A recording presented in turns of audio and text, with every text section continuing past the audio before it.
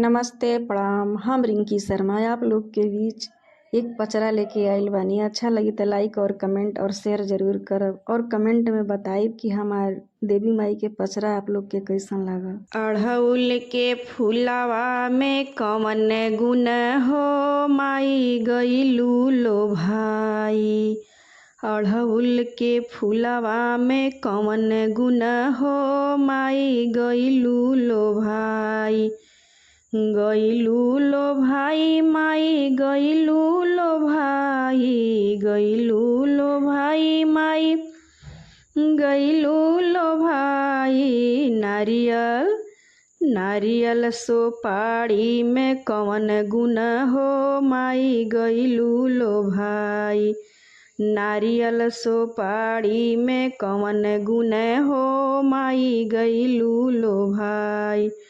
56 भोग माई के मनवो न भावे। 56 भोग माई के मनवो न भावे। मनवो न भावे हो मनवो न भावे।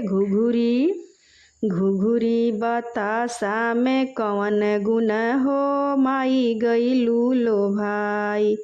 घुघुरी बतासा में कवन गुण हो माई गइलू लो भाई। अढ़उल के फुलवा में कवन गुण हो माई गइलू लो भाई। अढ़उल के फुलवा में कवन गुण हो माई गइलू लो भाई।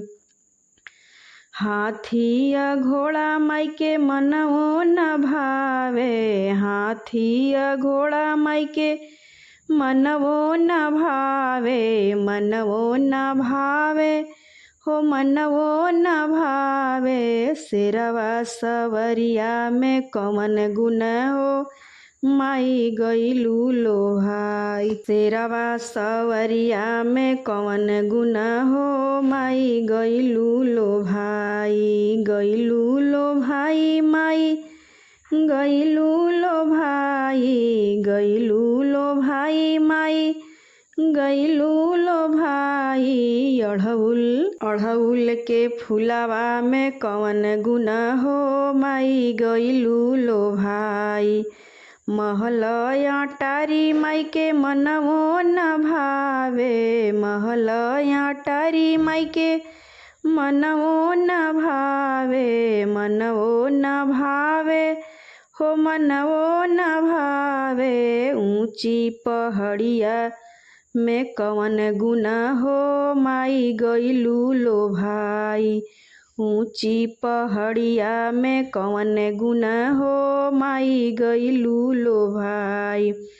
गइलू लो भाई माई गइलू लो भाई। गइलू लो भाई माई गइलू लो भाई। अढ़उल के फुलवा में कवन गुण हो माई गइलू लो भाई। अढ़उल के फुलवा में कवन गुण हो माई गइलू लो भाई।